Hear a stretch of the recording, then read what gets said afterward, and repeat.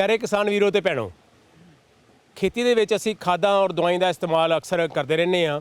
ਉਹ ਕਈ ਵਾਰੀ ਇਹ ਵੇਖਿਆ ਗਿਆ ਕਿ ਆਪਾਂ ਲੋੜ ਤੋਂ ਵੱਧ ਖਾਦਾਂ ਬਗੈਰ ਜ਼ਰੂਰਤ ਤੋਂ ਦਵਾਈਆਂ ਦਾ ਇਸਤੇਮਾਲ ਕਰਕੇ ਆਪਣੇ ਪੈਰ ਤੇ ਆਪ ਘੋੜਾ ਮਾਰ ਲੈਂਦੇ ਆ। ਕਾਰਨ ਕਿ ਜਦੋਂ ਅਸੀਂ ਇਹਨਾਂ ਦਾ ਇਸਤੇਮਾਲ ਕਰਨੇ ਤੇ ਫਾਇਦੇ ਵਾਸਤੇ ਆ, ਪਰ ਕਈ ਵਾਰੀ ਉਲਟਾ ਨੁਕਸਾਨ ਹੋ ਜਾਂਦਾ ਹੈ। ਜ਼ਿਆਦਾ ਖਾਦਾਂ ਜ਼ਿਆਦਾ ਕੀੜੇ, ਜ਼ਿਆਦਾ ਦਵਾਈਆਂ ਕੀੜਿਆਂ 'ਚ ਸਹਿਣ ਸ਼ਕਤੀ 'ਚ ਵਾਧਾ। ਇਹ ਸਾਰੀਆਂ ਗੱਲਾਂ ਵਿਚਾਰਨ ਦੀ ਲੋੜ ਹੈ। ਅੱਜ ਅਸੀਂ ਪਿੰਡ ਇਲਾਕਾ ਗੜ੍ਹਸ਼ੰਕਰ ਕਾਲੇਵਾਲ ਲੱਲੀਆਂ ਇਲਾਕੇ 'ਚ ਆਏ ਆ। ਇਸ ਇਲਾਕੇ 'ਚ ਕਿਸਾਨ ਵੀ ਹੈਗੇ ਨੇ ਔਰ ਇਸ ਇਲਾਕੇ ਦੇ ਖੇਤੀਬਾੜੀ ਵਿਕਾਸ ਅਫਸਰ ਡਾਕਟਰ ਗੁਰਿੰਦਰ ਸਿੰਘ ਮੇਰੇ ਨਾਲ ਨੇ ਔਰ ਨਾਲ BTM ਨੇ ਕੁਲਵਿੰਦਰ ਸਾਹਨੀ ਜੀ। ਜਦੋਂ ਅਸੀਂ ਗੱਲ ਖਾਦਾਂ ਔਰ ਦਵਾਈਆਂ ਦਾ ਇਸਤੇਮਾਲ ਦੀ ਗੱਲ ਕਰਨੇ ਆ ਤੇ ਸਹੀ ਢੰਗ ਦਾ ਇਸਤੇਮਾਲ ਕਰਨਾ ਬੜਾ ਜ਼ਰੂਰੀ ਹੈ। ਗੁਰਿੰਦਰ ਸਿੰਘ ਜੀ, ਤੁਸੀਂ ਖੇਤੀਬਾੜੀ ਵਿਕਾਸ ਅਫਸਰ ਹੋ ਔਰ ਮੈਂ ਚਾਹਾਂਗਾ ਕਿ ਪਹਿਲਾਂ ਸਾਡੇ ਕਿਸਾਨਾਂ ਨੂੰ ਦੱਸੋ ਕਿ ਵਧੇਰੇ ਖਾਦਾਂ ਦਵਾਈਆਂ ਦਾ ਇਸਤੇਮਾਲ ਬਤੌਰ ਮਾਹਿਰ ਦੱਸੋ ਵੀ ਕਿੰਨਾ ਕੁ ਨੁਕਸਾਨ ਸਾਡੀ ਖੇਤੀ ਨੂੰ ਹੋ ਸਕਦਾ ਹੋ ਰਿਹਾ ਹੈ। ਗੁਲਾਟੀ ਸਾਹਿਬ, ਯੂਨੀਵਰਸਿਟੀ ਨੇ ਹਰੇਕ ਫਸਲ ਲਈ ਨਿਰਧਾਰਿਤ ਮਾਤਰਾ ਵਿੱਚ ਜਿਹੜੀ ਖਾਦਾਂ ਦੀ ਸਿਫਾਰਿਸ਼ ਕੀਤੀ ਹੈ, ਪਰ ਆਮ ਤੌਰ ਤੇ ਕਿਸਾਨ ਜਿਹੜੇ ਨੇ ਉਹ ਲੋੜ ਤੋਂ ਵੱਧ ਜਿਹੜੀ ਖਾਦਾਂ ਦੀ ਵਰਤੋਂ ਕਰਦੇ ਆ। ਆਮ ਤੌਰ ਤੇ ਕਿਸਾਨਾਂ ਦੇ ਮਨ 'ਚ ਇਹ ਧਾਰਨਾ ਹੁੰਦੀ ਹੈ ਜੇ ਅਸੀਂ ਜ਼ਿਆਦਾ ਖਾਦ ਪਾਵਾਂਗੇ ਤਾਂ ਜਿਹੜਾ ਸਾਡਾ ਫਸਲ ਦਾ ਝਾੜ ਆ ਉਹ ਜ਼ਿਆਦਾ ਆਵੇਗਾ, ਪਰੰਤੂ ਇਹ ਗੱਲ ਬਿਲਕੁਲ ਗਲਤ ਹੈ। ਇਹ ਲੋੜ ਮੁਤਾਬਕ ਹੀ ਖਾਦਾਂ ਦੀ ਜਿਹੜੀ ਵਰਤੋਂ ਕਰਨੀ ਚਾਹੀਦੀ ਹੈ। ਜੇਕਰ ਅਸੀਂ ਜ਼ਿਆਦਾ ਖਾਦਾਂ, ਫਰਜ਼ ਦੇ ਤੌਰ 'ਤੇ ਆਪਾਂ ਉਦਾਹਰਨ ਤੌਰ 'ਤੇ ਜੇ ਯੂਰੀਆ ਦੀ ਗੱਲ ਕਰੀਏ, ਜ਼ਿਆਦਾ ਮਾਤਰਾ ਵਿੱਚ ਪਾਇਆ ਯੂਰੀਆ ਪਾਣੀ ਵਿੱਚ ਘੁਲ ਕੇ ਧਰਤੀ ਹੇਠਲੇ ਪਾਣੀ ਵਿੱਚ ਜਾ ਕੇ ਰਚ ਜਾਂਦਾ। ਅੱਧੀ ਨਾਲੋਂ ਜ਼ਿਆਦਾ ਮਾਤਰਾ ਜਿਹੜੀ ਹੈਗੀ ਹੈ, ਕਾਫੀ ਮਾਤਰਾ ਇਹਦੀ ਜਿਹੜੀ ਹੈ ਉਹ ਹਵਾ ਰਾਹੀਂ ਵੀ ਉੜ ਜਾਂਦੀ ਹੈ। ਜਿੰਨੀ ਕੁ ਫਸਲ ਨੂੰ ਲੋੜ ਹੈ, ਫਸਲ ਦੇ ਨੇ ਤਾਂ ਉਨੀ ਹੀ ਮਾਤਰਾ ਚੱਕਣੀ ਹੈ। ਜਿਹੜੀ ਵਾਧੂ ਮਾਤਰਾ ਹੈ ਉਹ ਮਿੱਟੀ ਨੂੰ ਵੀ ਖਰਾਬ ਕਰ ਰਹੀ ਹੈ ਅਤੇ ਆਪਣੇ ਪਾਣੀ ਨੂੰ ਵੀ ਖਰਾਬ ਕਰ ਰਹੀ ਹੈ। ਦੂਸਰੀ ਗੱਲ ਜਿਹੜੀ ਹੈਗੀ ਆ ਦਵਾਈਆਂ ਦੀ ਗੱਲ, ਲੋੜ ਤੋਂ ਵੱਧ ਜਿਹੜੀ ਦਵਾਈਆਂ ਦੀ ਸਪਰੇਅ ਜੇ ਆਪਾਂ ਕਰਦੇ ਹਾਂ ਤਾਂ ਜਿਹੜੇ ਕੀੜਿਆਂ ਦੀ ਸਹਿਣ ਸ਼ਕਤੀ ਆ ਉਸ ਦਵਾਈ ਪ੍ਰਤੀ ਉਹ ਵੱਧ ਜਾਂਦੀ ਹੈ। ਅਤੇ ਜੇਕਰ ਉਸ ਤੋਂ ਬਾਅਦ ਆਪਾਂ ਹੋਰ ਕਿਸੇ ਦਵਾਈ ਦਾ ਉਸੇ ਦਵਾਈ ਦਾ ਬਾਰ-ਬਾਰ ਸਪਰੇਅ ਕਰੀ ਜਾਵਾਂਗੇ ਤਾਂ ਉਹ ਦਵਾਈ ਨਾਲ ਜਿਹੜੇ ਕੀੜਿਆਂ ਦੀ ਰੋਕਥਾਮ ਕਰਨੀ ਬੜੀ ਮੁਸ਼ਕਿਲ ਹੋ ਜਾਂਦੀ ਹੈ। ਅਤੇ ਜੇ ਆਪਾਂ ਖਾਦਾਂ ਦੀ ਸੁਚੱਜੀ ਵਰਤੋਂ ਦੀ ਗੱਲ ਕਰੀਏ ਤਾਂ ਸਭ ਤੋਂ ਪਹਿਲਾਂ ਜੇ ਮੈਂ ਗੱਲ ਕਰਾਂ, ਆਪਾਂ ਨੂੰ ਮਿੱਟੀ ਪਰਖ ਜਿਹੜੀ ਹੈਗੀ ਆ ਉਹ ਕਰਾਉਣ ਦੀ ਆਪਣੀ ਖੇਤਾਂ ਦੀ ਲੋੜ ਹੈ। ਕਿਉਂਕਿ ਜਦੋਂ ਵੀ ਕੋਈ ਫਸਲ ਬੀਜਣੀ, ਆਪਣੇ ਖੇਤ ਖਾਲੀ ਹੁੰਦੇ ਨੇ, ਆਪਾਂ ਉਹਦਾ ਮਿੱਟੀ ਦਾ ਸੈਂਪਲ ਲੈ ਕੇ ਟੈਸਟ ਕਰਾ ਕੇ ਉਹਦੇ ਵਿੱਚ ਦੇਖ ਸਕਦੇ ਹਾਂ ਕਿ ਸਾਡੀ ਮਿੱਟੀ ਵਿੱਚ ਕਿਹੜੀ ਤੱਤਾਂ ਦੀ ਘਾਟ ਹੈ। ਅਸੀਂ ਲੋੜ ਮੁਤਾਬਕ ਹੀ ਖਾਦਾਂ ਦੀ ਵਰਤੋਂ ਕਰੀਏ, ਬੇਲੋੜੀਆਂ ਜਿਹੜੀਆਂ ਖਾਦਾਂ ਉਹਦੀ ਵਰਤੋਂ ਨਾ ਕਰੀਏ ਜੀ। ਬਿਲਕੁਲ ਜੀ। ਔਰ ਬੇਲੋੜੀਆਂ ਖਾਦਾਂ ਦਾ ਇਸਤੇਮਾਲ ਜੇਬ 'ਤੇ ਵੀ ਮਾੜਾ ਪ੍ਰਭਾਵ ਪਾਉਂਦਾ ਹੈ ਅਤੇ ਨਾਲ ਕੀੜਿਆਂ ਨੂੰ ਵੀ ਸੱਦਾ ਪੱਤਰ, ਬਿਮਾਰੀਆਂ ਨੂੰ ਵੀ ਸੱਦਾ ਪੱਤਰ ਦਿੰਦਾ। ਅੱਛਾ ਗੁਰਿੰਦਰ ਸਿੰਘ ਜੀ, ਤੁਸੀਂ ਮਿੱਟੀ ਪਰਖ ਦਾ ਜ਼ਿਕਰ ਕੀਤਾ ਹੈ। ਅੱਛਾ, ਹੁਣ ਝੋਨਾ ਤਕਰੀਬਨ ਸਾਡਾ ਜੇ ਝੋਨੇ ਦੀ ਮੁੱਖ ਫਸਲ ਸਾਡੇ ਸੂਬੇ ਦੀ ਹੈਗੀ ਹੈ ਅਤੇ ਤਕਰੀਬਨ ਝੋਨਾ ਜਿਹੜਾ ਉਹ ਟਰਾਂਸਪਲਾਂਟ ਹੋ ਗਿਆ ਜਾਂ ਕਈਆਂ ਨੇ ਸਿੱਧੀ ਬਿਜਾਈ ਵੀ ਕੀਤੀ ਹੋਏਗੀ।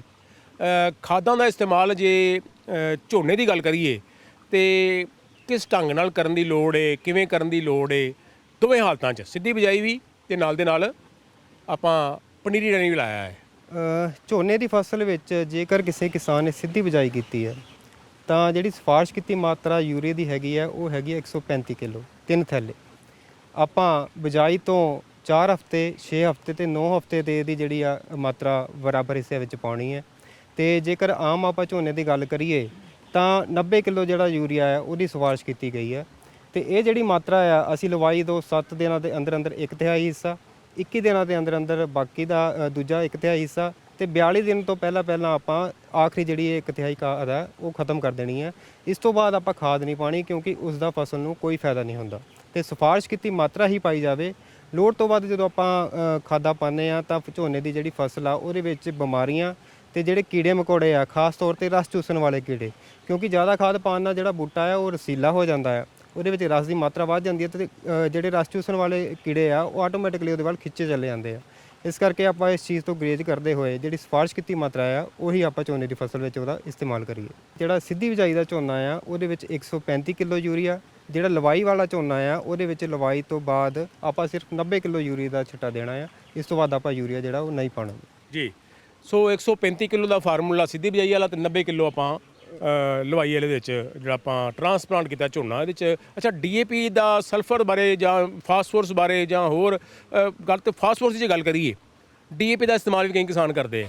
ਹਾਂਜੀ, ਆਮ ਤੌਰ 'ਤੇ ਇਹ ਦੇਖਣ 'ਚ ਆਇਆ ਕਿ ਕਿਸਾਨ ਬਿਜਾਈ ਤੋਂ ਪਹਿਲਾਂ DAP ਦਾ ਛਿੱਟਾ ਹਰੇਕ ਫਸਲ 'ਚ ਦੇਣਾ ਪਸੰਦ ਕਰਦੇ ਆ। ਜਦਕਿ ਮਹਿਕਮੇ ਦੀ ਇਹੀ ਸਿਫਾਰਿਸ਼ ਹੈ ਕਿ ਜੇਕਰ ਤੁਸੀਂ ਹਾੜੀ ਦੀ ਫਸਲ ਵਿੱਚ DAP ਖਾਦ ਦੀ ਵਰਤੋਂ ਕੀਤੀ ਹੈ ਤਾਂ ਤੁਹਾਨੂੰ ਜਿਹੜੀ ਆਉਣ ਵਾਲੀ ਝੋਨੇ ਜਾਂ ਮੱਕੇ ਦੀ ਫਸਲ ਵਿੱਚ DAP ਖਾਦ ਪਾਉਣ ਦੀ ਲੋੜ ਨਹੀਂ।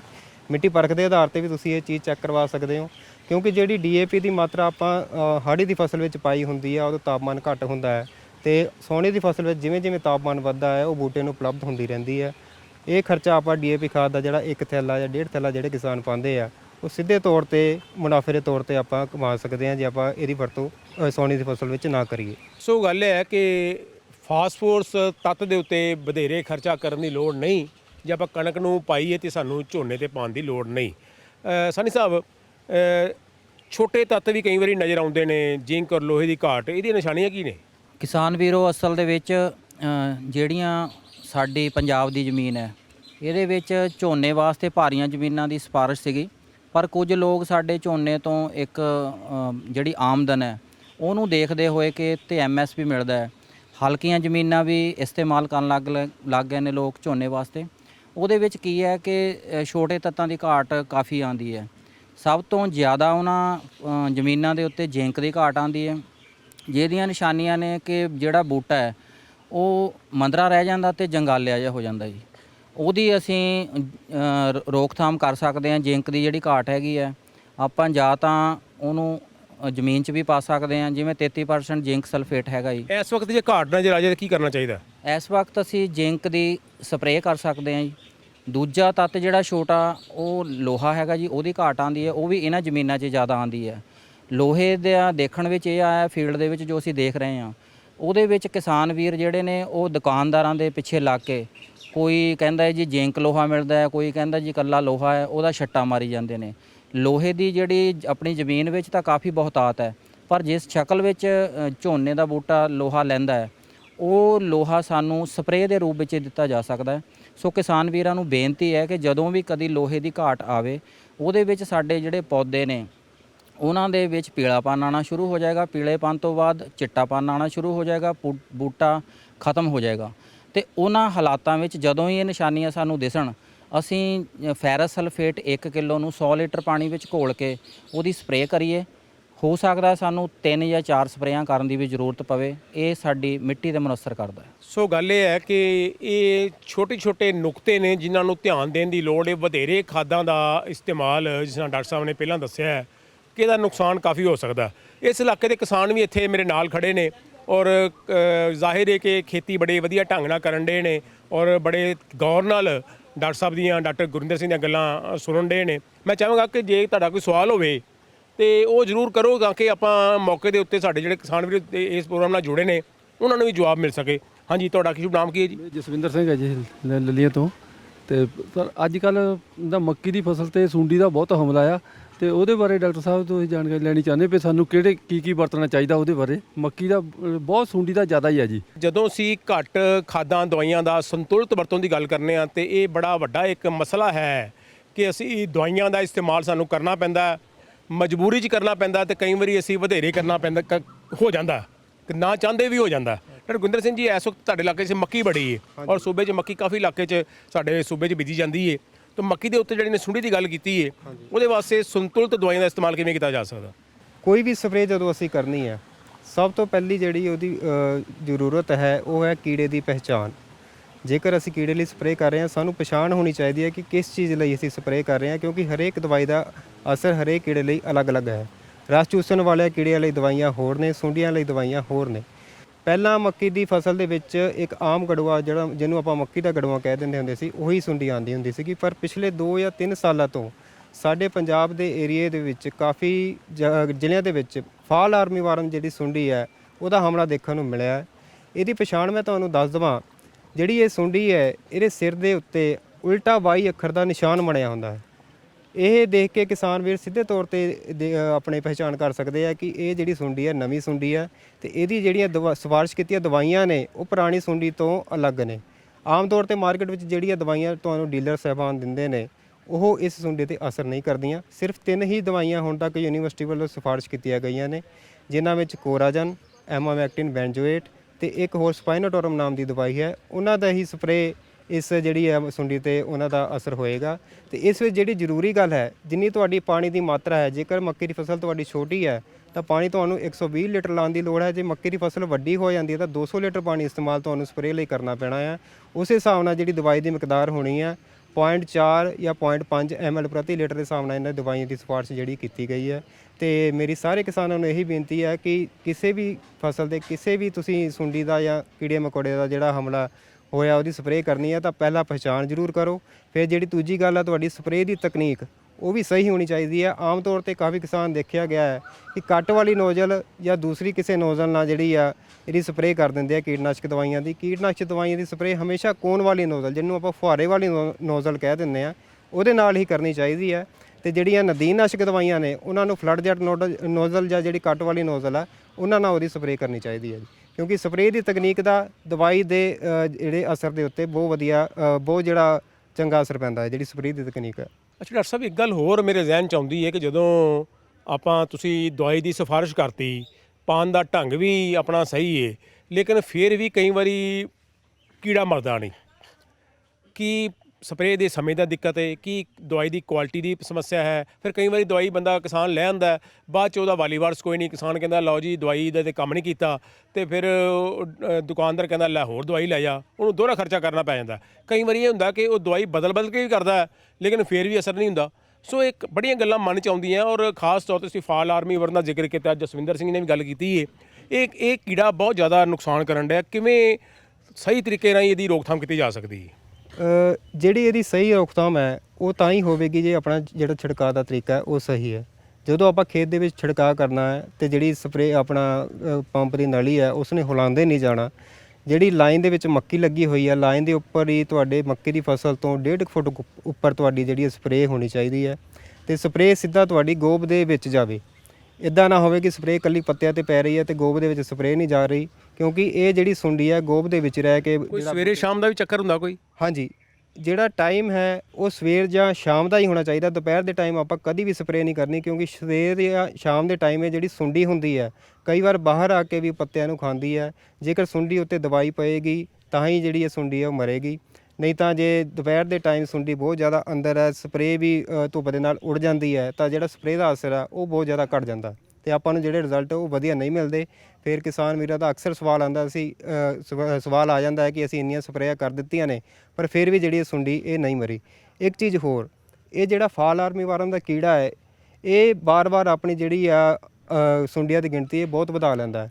ਇੱਕ ਮਹੀਨੇ ਦੇ ਵਿੱਚ ਜੇਕਰ ਇਹਨੂੰ ਮੌਸਮ ਸਹੀ ਮਿਲ ਜਾਵੇ ਤਾਂ 1500 ਤੋਂ ਲੈ ਕੇ 2000 ਤੱਕ ਇਹਦਾ ਜਿਹੜਾ ਪਤੰਗਾ ਆ ਉਹ ਅੰਡੇ ਦੇ ਸਕਦਾ ਹੈ ਤੇ ਉਹਦੇ ਵਿੱਚੋਂ ਤੁਸੀਂ ਅੰਦਾਜ਼ਾ ਲਾ ਸਕਦੇ ਹੋ ਕਿੰਨੀਆਂ ਸੁੰਡੀਆਂ ਨਿਕਲ ਕੇ ਜਿਹੜੀ ਤੁਹਾਡੀ ਫਸਲ ਦੇ ਉੱਤੇ ਉਹ ਹਮਲਾ ਕਰਦੀਆਂ ਨੇ। ਤੇ ਬਾਰ-ਬਾਰ ਇਹਦੇ ਪਤੰਗੇ ਜਿਹੜੇ ਫਸਲ ਦੇ ਉੱਤੇ ਜਿਹੜੇ ਆਪਣੇ ਅੰਡੇ ਦਿੰਦੇ ਆ, ਕਿਉਂਕਿ ਆਪਣੇ ਖੇਤਾਂ ਵਿੱਚ ਕਾਫੀ ਜਿਹੜੀ ਸਟੇਜਾਂ ਦੀ ਮੱਕੀ ਲੱਗੀ ਹੁੰਦੀ ਆ। ਕਈ ਕਿਸਾਨਾਂ ਨੇ ਅੱਜ ਮੱਕੀ ਲਾਈ ਆ, ਕਈਆਂ ਨੇ 10 ਦਿਨਾਂ ਬਾਅਦ ਲਾਣੀ ਆ ਤੇ ਜਿਹੜਾ ਕੀੜਾ ਹੈ ਇਸ ਦਾ ਉਸ ਨੂੰ ਜਿਹੜਾ ਢੁਕਵਾਂ ਮਾਹੌਲ ਆ ਵਧਣ ਫੁੱਲਣ ਲਈ ਉਹ ਮਿਲ ਜਾਂਦਾ ਹੈ। ਇਸ ਕਰਕੇ ਵੀ ਇਹ ਕੀੜਾ ਜਿਹੜਾ ਬਾਰ-ਬਾਰ ਆਉਂਦਾ ਹੈ ਤੇ ਇਹਦੀ ਬਾਰ-ਬਾਰ ਆਪਾਂ ਨੂੰ ਨਿਰੀਖਣ ਕਰਦੇ ਰਹਿਣ ਦੀ ਲੋੜ ਹੈ। ਅੱਛਾ ਡਾਕਟਰ ਸਾਹਿਬ, ਦਵਾਈ ਦੀ ਖਰੀਦ, ਕਿਉਂਕਿ ਮੈਂ ਸਮਝਣਾ ਕਿ ਜਦੋਂ ਅਸੀਂ ਸੰਤੁਲਿਤ ਦਵਾਈਆਂ ਔਰ ਖਾਦਾਂ ਦੀ ਗੱਲ ਕਰ ਰਹੇ ਹਾਂ ਤੇ ਖਰੀਦ ਬੜਾ ਵੱਡਾ ਇੱਕ ਨੁਕਤਾ ਹੈ। ਕਹਿੰਦੇ ਨਾ ਗਿਆਨ ਧਿਆਨ ਤੇ ਸਮਾਨ, ਗਿਆਨ ਤੁਸੀਂ ਦੇਤਾ, ਧਿਆਨ ਨਾਲ ਕੰਮ ਵੀ ਕਰ ਲਿਆ ਤੇ ਕਈ ਵਾਰੀ ਸਮਾਨ ਪੁੱਠਾ ਮਿਲ ਗਿਆ ਤੇ ਕੰਮ ਖਰਾਬ ਹੋ ਜਾਂਦਾ। ਸੋ ਦਵਾਈ ਦੀ ਖਰੀਦ ਵੀ ਬੜਾ ਮਾਇਨਾ ਰੱਖਦੀ ਹੈ। ਉਹਦੀ ਖਰੀਦ ਦਵਾਈ ਖਾਦ ਦੀ ਕਿਵੇਂ ਕਰਨੀ ਚਾਹੀਦੀ ਤਾਂ ਕਿ ਸੰਤੁਲਿਤ ਵਰਤੋਂ ਤਦ ਹੀ ਹੋ ਸਕਦੀ ਹੈ? ਇੱਕ ਕਿਸਾਨ ਵੀਰਾਂ ਨੂੰ ਜ਼ਰੂਰ ਅਸੀਂ ਬੇਨਤੀ ਕਰਦੇ ਹਾਂ, ਕਿਸੇ ਵੀ ਫਸਲ ਤੇ ਕੋਈ ਵੀ ਖਾਦ ਤੁਸੀਂ ਵਰਤਣੀ ਹੈ, ਕੋਈ ਵੀ ਦਵਾਈ ਵਰਤਣੀ ਹੈ, ਇੱਕ ਵਾਰ ਖੇਤੀਬਾੜੀ ਵਿਭਾਗ ਦੀ ਸਲਾਹ ਜ਼ਰੂਰ ਲਈ ਜਾਵੇ। ਆਮ ਤੌਰ ਤੇ ਆਪਣਾ ਇਹੀ ਹੁੰਦਾ ਹੈ ਟ੍ਰੈਂਡ ਕਿ ਅਸੀਂ ਸਿੱਧੇ ਡੀਲਰਾਂ ਕੋਲ ਚਲੇ ਜਾਂਦੇ ਹਾਂ, ਉਹ ਜਿਹੜੀ ਦਵਾਈ ਸੁੰਡੀ ਦੀ ਆਮ ਚੱਲਦੀ ਹੁੰਦੀ ਆ, ਜਿਹੜੀ ਸਿਫਾਰਿਸ਼ ਵੀ ਨਹੀਂ ਕੀਤੀ ਹੁੰਦੀ, ਉਹ ਕਿਸਾਨਾਂ ਨੂੰ ਦੇ ਦਿੰਦੇ ਆ। ਜਦੋਂ ਕਿਸਾਨ ਸਪਰੇਅ ਕਰਦੇ ਆ ਉਹਨਾਂ ਨੂੰ ਉਹ ਰਿਜ਼ਲਟ ਨਹੀਂ ਮਿਲਦਾ, ਫਿਰ ਦੁਬਾਰਾ ਉਹ ਖੇਤੀਬਾੜੀ ਮਹਿਕਮੇ ਕੋਲ ਪੁੱਛ ਕੇ ਜਾਂਦੇ ਆ। ਇਸ ਲਈ ਅਸੀਂ ਰੀਤ ਇਹੀ ਅਪਣਾਈਏ ਕਿ ਪਹਿਲਾਂ ਖੇਤੀਬਾੜੀ ਮਹਿਕਮੇ ਕੋਲ ਜਾਣਾ ਹੈ, ਉਹਨਾਂ ਕੋਲ ਜਿਹੜੀ ਸਿਫਾਰਿਸ਼ ਕੀਤੀ ਖਾਦ ਆ ਸਿਫਾਰਿਸ਼ ਕੀਤੀ ਦਵਾਈ ਹੈ ਉਹ ਪੁੱਛੀਏ ਤੇ ਉਹਨੂੰ ਪਾਉਣ ਦਾ ਢੰਗ ਕੀ ਹੈ ਉਹ ਵੀ ਪੁੱਛਣਾ ਬਹੁਤ ਜ਼ਰੂਰੀ ਹੈ। ਕਿਉਂਕਿ ਕਈ ਖਾਦਾਂ ਨੇ ਉਹ ਬਾਇਓ ਖਾਦਾਂ ਦੇ ਰੂਪ ਦੇ ਵਿੱਚ ਬਾਜ਼ਾਰ ਵਿੱਚ ਮਿਲ ਰਹੀਆਂ ਨੇ, ਉਹਨੂੰ ਪਾਉਣ ਦਾ ਢੰਗ ਹੋਰ ਹੈ, ਕੈਮੀਕਲ ਖਾਦਾਂ ਨੂੰ ਪਾਉਣ ਦਾ ਢੰਗ ਹੋਰ ਹੈ। ਬਾਇਓ ਖਾਦਾਂ ਨੂੰ ਅਸੀਂ ਜੇਕਰ ਉਹਦੇ ਵਿੱਚ ਜੀਵਾਣੂ ਹੁੰਦੇ ਆ, ਜੇਕਰ ਉਹਨੂੰ ਸਹੀ ਢੰਗ ਨਾਲ ਨਾ ਪਾਇਆ ਗਿਆ, ਉਹਦੇ 'ਚ ਜੀਵਾਣੂ ਹੀ ਮੜ ਗਏ ਤਾਂ ਉਹ ਸਿਰਫ ਮਿੱਟੀ ਬਣ ਕੇ ਰਹਿ ਜਾਂਦੀ ਹੈ, ਖਾਦ ਨਹੀਂ ਰਹਿ ਜਾਂਦੀ। ਇਸ ਕਰਕੇ ਖੇਤੀਬਾੜੀ ਵਿਭਾਗ ਤੇ ਪੰਜਾਬ ਖੇਤੀਬਾੜੀ ਯੂਨੀਵਰਸਿਟੀ ਸਿਫਾਰਿਸ਼ ਜ਼ਰੂਰ ਲਈ ਜਾਵੇ, ਆਪਣੀ ਸਲਾਹ ਜ਼ਰੂਰ ਲਈ ਜਾਵੇ ਕੋਈ ਵੀ ਆਪਾਂ ਇੱਦਾਂ ਦਾ ਜਿਹੜਾ ਸਪਰੇਅ ਕਰਨੀ ਹੈ ਜਾਂ ਖਾਦ ਪਾਉਣੀ ਹੈ ਜੀ। ਬਿਲਕੁਲ ਜੀ, ਮੈਂ ਸਮਝਣਾ ਕਿ ਜਿਹੜਾ ਸਲਾਹ ਮਸ਼ਵਰਾ ਹੈ ਅੱਜ ਕੱਲ੍ਹ ਦੇ ਦੌਰ ਦੇ ਵਿੱਚ ਤੇ ਸਾਡੇ ਕੋਲ ਮੋਬਾਈਲ ਨੇ, ਸਾਡੇ ਕੋਲ ਇੰਟਰਨੈਟ ਦੀ ਫੈਸਿਲਿਟੀ ਹੈ ਔਰ ਸਾਡਾ ਮਾਧਿਅਮ ਵੀ ਤੁਹਾਡੇ ਕੋਲ ਉਪਲਬਧ ਹੈ। ਇਹਦੇ ਰਾਹੀਂ ਅਸੀਂ ਜਾਣਕਾਰੀ ਲਈਏ ਔਰ ਜਾਣਕਾਰੀ ਜਦੋਂ ਮਿਲ ਜੂ ਤੇ ਫਿਰ 80% ਕੰਮ ਤੇ ਵੈਸੇ ਹੀ ਹੋ ਜਾਂਦਾ, ਬੰਦੇ ਨੂੰ ਪਤਾ ਲੱਗ ਜਾਂਦਾ ਮੈਂ ਕਰਨਾ ਕੀ। ਔਰ ਕਈ ਵਾਰੀ ਅਸੀਂ ਲੋੜ ਤੋਂ ਬਗੈਰ ਜ਼ਹਿਰਾਂ ਇਸਤੇਮਾਲ ਕਰ ਬੈਠਦੇ ਹਾਂ। ਸਾਨੀ ਸਾਹਿਬ, ਜਦੋਂ ਲੋੜ ਤੋਂ ਬਗੈਰ ਜ਼ਹਿਰ ਦਾ ਇਸਤੇਮਾਲ ਹੁੰਦਾ ਹੈ ਤੇ ਉਹਦੇ ਨਾਲ ਸਾਰਾ ਕੁਦਰਤ ਦਾ ਤਾਣਾ ਬਾਣਾ ਵਿਗੜ ਜਾਂਦਾ, ਮਿੱਤਰ ਕੀੜੇ ਹੀ ਮਾਰੇ ਜਾਂਦੇ ਨੇ। ਔਰ ਤੁਸੀਂ ਮਾਹਿਰ ਹੋ, ਕੀ ਕਹਿਣਾ ਚਾਹੋਗੇ? ਮੈਂ ਕਿਸਾਨ ਵੀਰਾਂ ਨੂੰ ਇਹ ਇੱਕ ਮਸ਼ਵਰਾ ਦੇਣਾ ਚਾਹੁੰਦਾ ਜੀ। ਦੇਖੋ, ਕੋਈ ਕਿਸਾਨ ਸਪਰੇਅ ਕਰ ਰਿਹਾ ਹੈ, ਹੋ ਸਕਦਾ ਉਸ ਕਿਸਾਨ ਵੀਰ ਦੇ ਕਿਸੇ ਕੀੜੇ ਦਾ ਹਮਲਾ ਹੋਵੇ ਫਸਲ ਤੇ ਜਾਂ ਬਿਮਾਰੀ ਦਾ ਹਮਲਾ ਹੋਵੇ। ਆਂਢ ਗੁਆਂਢ ਦੇ ਕਿਸਾਨ ਵੀਰ ਆ, ਉਹ ਦੇਖ ਕੇ ਹੀ ਪੰਪ ਚੱਕ ਲੈਂਦੇ ਨੇ ਕਿ ਜੀ ਉਹ ਮੰਨ ਲਓ ਜਸਵਿੰਦਰ ਸਿੰਘ ਸਪਰੇਅ ਕਰ ਰਿਹਾ ਕਿਤੇ ਮੈਂ ਪਿੱਛੇ ਨਾ ਰਹਿ ਜਾ। ਸੋ ਮੈਂ ਕਿਸਾਨ ਵੀਰਾਂ ਨੂੰ ਤੁਹਾਡੇ ਮਾਧਿਅਮ ਰਾਹੀਂ ਇਹ ਬੇਨਤੀ ਕਰਨੀ ਚਾਹੁੰਦਾ ਕਿ ਜਿਵੇਂ ਹੁਣ ਝੋਨੇ ਦੀ ਫਸਲ ਹੈ ਜੀ, ਝੋਨੇ ਦੀ ਫਸਲ ਤੇ ਇੱਕ ਤਾਂ ਕਿਸਾਨ ਵੀਰ ਨੂੰ ਆਪਣੇ ਖੇਤਾਂ ਦਾ ਨਿਰੀਖਣ ਕਰਨਾ ਚਾਹੀਦਾ। ਪੱਤਾ ਲਪੇਟ ਸੁੰਡੀ ਦਾ, ਗੋਭ ਦੀ ਸੁੰਡੀ ਦਾ ਜਦੋਂ ਹਮਲਾ ਹੋਣਾ ਹੈ, ਉਹਦੀਆਂ ਪੰਜਾਬ ਖੇਤੀਬਾੜੀ ਯੂਨੀਵਰਸਿਟੀ ਵੱਲੋਂ ਇਕਨੋਮਿਕ ਥ੍ਰੈਸ਼ਹੋਲਡ ਲੈਵਲ ਨਿਰਧਾਰਿਤ ਕੀਤੇ ਗਏ ਨੇ। ਅਗਰ ਗੋਭ ਦੀ ਸੁੰਡੀ ਦਾ ਹਮਲਾ 5% ਹੈ, ਕਹਿਣ ਦਾ ਮਤਲਬ ਅਗਰ 100 ਬੂਟਾ ਦੇਖਦੇ ਹਾਂ 5 ਬੂਟੇ ਨੁਕਸਾਨੇ ਗਏ ਨੇ, ਪੱਤਾ ਲਪੇਟ ਦੇ 10 ਬੂਟੇ ਨੁਕਸਾਨੇ ਗਏ ਨੇ ਹਮਲੇ ਨਾਲ, ਤਾਂ ਹੀ ਸਾਨੂੰ ਸਪਰੇਅ ਲਈ ਜਾਣਾ ਚਾਹੀਦਾ ਹੈ। ਜੇ ਇਸ ਤੋਂ ਵੱਧ ਹੁੰਦੇ ਨੇ, ਅਗਰ ਇੰਨਾ ਹੈ ਤਾਂ ਅਗਰ ਮੈਂ ਸਮਝਦਾ ਅਗਰ ਕਿਸਾਨ ਵੀਰ ਉਸ ਕੀੜੇ ਨੂੰ ਦੀ ਰੋਕਥਾਮ ਕਰਨੀ ਚਾਹੁੰਦਾ ਹੈ ਉਸ ਲੈਵਲ ਤੇ ਹੋ ਸਕਦਾ ਹੈ ਜਿਹੜਾ ਕੀੜਾ ਹੈ ਉਹਨੇ ਨੁਕਸਾਨ 70 ਰੁਪਏ ਦਾ ਕਰਨਾ ਹੋਵੇ, ਕਿਸਾਨ ਵੀਰ ਆਪਣੇ ਕੋਲੋਂ 300-400 ਰੁਪਏ ਦਾ ਨੁਕਸਾਨ ਕਰ ਲਏਗਾ। ਸੋ ਗੱਲ ਤੁਹਾਡੀ ਬਿਲਕੁਲ ਦਰੁਸਤ ਹੈ ਕਿ ਇਹ ਗੱਲ ਧਿਆਨ 'ਚ ਰੱਖਣ ਦੀ ਲੋੜ ਹੈ ਕਿ ਆਪਾਂ ਨੂੰ ਹਮਲਾ ਕਿੰਨਾ ਹੋਣ ਡਿਆ ਹੈ ਔਰ ਕੀ ਅਸੀਂ ਖਰਚਾ ਕਰਨਾ, ਕਿ ਖਰਚਾ ਪੂਰਾ ਹੋ ਜੂ। ਉਹਨੂੰ ਮੇਰੇ ਖਿਆਲ ਇਕਨੋਮਿਕ ਥ੍ਰੈਸ਼ਹੋਲਡ ਲੈਵਲ ਦਾ ਤੁਸੀਂ ਨਾਂ ਦਿੱਤਾ ਹੈ। ਕਿਸੇ ਕਿਸਾਨ ਨੇ ਆਪਣੀ ਗੱਲ ਕਰਨੀ ਹੈ, ਕੋਈ ਸਵਾਲ ਤੁਹਾਡਾ? ਤੁਸੀਂ ਆਇਓ ਜੀ ਲਾਗੇ। ਠੀਕ ਹੈ ਜੀ। ਇਸ ਇਲਾਕੇ 'ਚ ਹੀ ਰਹਿੰਦੇ ਤੁਸੀਂ? ਹਾਂਜੀ, ਇਸ ਇਲਾਕੇ 'ਚ ਅਸੀਂ ਰਹਿੰਦੇ ਹਾਂ ਜੀ। ਆਮ ਤੌਰ ਤੇ ਮੈਂ ਦੇਖਿਆ ਜੀ, ਵੇਖਦੇ ਹੋ ਖੇਤੀ ਕਰਦੇ ਵੀ ਹੈਗੇ ਹੋ ਕਿ ਆਪਣਾ ਸ਼ੌਂਕ ਰੱਖਿਆ ਹੈ? ਦੇਖੋ ਜੀ, ਮੈਂ ਸਬਜ਼ੀ ਬੀਜਦੇ ਹੋ? ਸਬਜ਼ੀ ਥੋੜੀ ਬਹੁਤੀ ਆਪਣੇ ਘਰ ਬਗੀਚੀ ਜੇ ਲਾ ਲਈਦੀ ਹੈ। ਖਾਦਾਂ ਦਵਾਈਆਂ ਪਾਉਂਦੇ ਉੱਤੇ? ਹਾਂ, ਮੈਂ ਤਕਰੀਬਨ ਬਹੁਤ ਘੱਟ ਵਰਤਦਾ ਜੀ। ਮੇਰੇ ਤਕਰੀਬਨ ਮੈਂ ਦੇਖਿਆ ਜੀ, ਮੈਂ ਡੀਲਰਾਂ ਕੋਲੋਂ ਵੀ ਦੇਖਿਆ ਦਵਾਈਆਂ ਲੈਣ ਦਾ। ਆਮ ਤੌਰ ਤੇ ਜ਼ਿਮੀਂਦਾਰ ਜਾਂਦੇ ਆ ਜੀ, ਉਹ ਨਦੀਨਾਂ ਦੀ ਸਪਰੇਅ ਕੀਤੀ ਸੀ, ਉਹ ਜੀ ਮਰਿਆ ਨਹੀਂ। ਉਹ ਡੀਲਰ ਕਹਿੰਦਾ ਜੀ ਹੁਣ ਇਹ ਨਹੀਂ, ਹੁਣ ਆ ਲੈ ਜਾ, ਉਹ ਲੈ ਜਾਂਦਾ। ਅੱਛਾ, ਜਦੋਂ ਉਹ ਗਿਆ, ਮੈਂ ਉਹ ਜ਼ਿਮੀਂਦਾਰ ਦੇ ਥੱਲੇ ਉਤਰ ਗਿਆ। ਮੈਂ ਕਿਹਾ ਜੇ ਨਾ ਗਿਆ ਤੂੰ ਦੁਬਾਰਾ ਆ ਜਾਈਂ, ਇਹ ਫਲਾਣੇ ਡੀਲਰ ਤਾਂ ਇੱਥੇ ਬੈਠਾ, ਹੋਰ ਲੈ ਜਾਈਂ। ਸਾਨੂੰ ਇਹ ਬਿਨਾਂ ਖੇਤੀਬਾੜੀ ਵਾਲਿਆਂ ਦੀ ਸਲਾਹ ਨਾ ਕਰਨੀ ਚਾਹੀਦੀ ਆ, ਨਾ ਕਿ ਉਹਨਾਂ ਨੇ ਜਿਹੜੀ ਵੀ ਉਹਨਾਂ ਕੋਲ ਉਪਲਬਧ ਆ ਉਹੀ ਹੀ ਕਰਾਈ ਜਾਂਦੇ ਆ। ਇਹਦੇ ਨਾਲ ਸਾਡਾ ਕਿਸਾਨਾਂ ਵੀਰਾਂ ਦਾ ਸਾਡਾ ਨੁਕਸਾਨ ਹੋ ਰਿਹਾ, ਤੇ ਸਾਡੀ ਫਸਲ ਦਾ ਵੀ ਨੁਕਸਾਨ ਹੋ ਰਿਹਾ, ਉੱਧਰ ਸਾਡੇ ਪੈਸਿਆਂ ਦਾ ਨੁਕਸਾਨ ਹੋ ਰਿਹਾ। ਸਾਨੂੰ ਅੰਧਾ ਧੁੰਨ ਉਹਨਾਂ ਦੇ ਮਗਰ ਨਹੀਂ ਲੱਗਣਾ ਚਾਹੀਦਾ। ਨਾਂ ਕੀ ਦੱਸੋ ਸੀ ਆਪਣਾ? ਹਰਬੰਸ ਸਿੰਘ ਆ ਜੀ ਮੈਂ। ਲਓ ਜੀ, ਹਰਬੰਸ ਸਿੰਘ ਨਾਲ ਨੇ ਗੱਲ ਤੇ ਬੜੀ ਵਧੀਆ ਕੀਤੀ ਹੈ ਕਿ ਇਹ ਤਕਨੀਕ ਦਾ ਯੁੱਗ ਹੈ। ਐਵੇਂ ਆਪਣੇ ਮਨਾਂ 'ਚ ਜਾ ਕੇ, ਠੀਕ ਹੈ ਡੀਲਰ ਸਾਹਿਬਾਨ ਵੀ ਕਈ ਜਗ੍ਹਾ ਬੜੇ ਸਿਆਣੇ ਸੂਝਵਾਨ ਹੈਗੇ ਨੇ, ਲੇਕਿਨ ਕਈ ਵਾਰੀ ਉਹਨਾਂ ਨੇ ਮਫਾਦ ਹੁੰਦਾ ਕਿ ਮੈਨੂੰ ਪ੍ਰੋਫਿਟ ਹੋ ਜਾਵੇ, ਕਿਉਂਕਿ ਦੁਕਾਨਦਾਰ ਨੇ, ਬਿਜ਼ਨਸਮੈਨ ਨੇ ਪ੍ਰੋਫਿਟ ਆਪਣਾ ਲੈਣਾ, ਤੇ ਉਹਦੇ 'ਚ ਆਪਣਾ ਨੁਕਸਾਨ ਜਿਹੜਾ ਹੋ ਜਾਂਦਾ। ਡਾਕਟਰ ਗੁਰਿੰਦਰ ਸਿੰਘ ਜੀ, ਦੇਖੋ ਇਹ ਜਿਹੜੀ ਗੱਲ ਹੈ, ਜਿਸ ਤਰ੍ਹਾਂ ਸਾਨੀ ਸਾਹਿਬ ਨੇ ਗੱਲ ਕੀਤੀ ਹੈ ਕਿ ਇਕਨੋਮਿਕ ਥ੍ਰੈਸ਼ਹੋਲਡ ਨੂੰ ਵੇਖੋ ਵੀ ਝਾੜ ਕਿੰਨਾ ਹੈ, ਉਹ ਕਿੰਨਾ ਆਪਾਂ ਨੂੰ ਫਾਇਦਾ ਹੋ ਰਿਹਾ, ਕੀੜੇ ਮਕੌੜੇ ਨੂੰ ਮਾਰਨ ਦੀ ਲੋੜ ਹੈ ਕਿ ਨਹੀਂ ਹੈ। ਹੁਣ ਝੋਨੇ ਦੀ ਜੇ ਗੱਲ ਕਰ ਲਈਏ, ਝੋਨੇ 'ਚ ਜ਼ਿਕਰ ਕੀਤਾ ਪੱਤਾ ਲਪੇਟ ਸੁੰਡੀ ਵੀ ਆਉਂਦੀ ਹੈ, ਗੋਭਰੀ ਸੁੰਡੀ ਵੀ ਆਉਂਦੀ, ਹੋਰ ਕੀੜੇ ਵੀ ਆਉਂਦੇ ਹੋਣਗੇ। ਇਹਦੇ 'ਚ ਥ੍ਰੈਸ਼ਹੋਲਡ ਲੈਵਲ ਦੀ ਨੂੰ ਵਿਸਥਾਰ ਨਾਲ ਦੱਸੋ, ਔਰ ਮਿੱਤਰ ਕੀੜੇ ਕਿਹੜੇ ਆਉਂਦੇ ਨੇ, ਉਹਨਾਂ ਬਾਰੇ ਸਾਨੂੰ ਕੀ ਧਿਆਨ ਦੇਣਾ ਚਾਹੀਦਾ?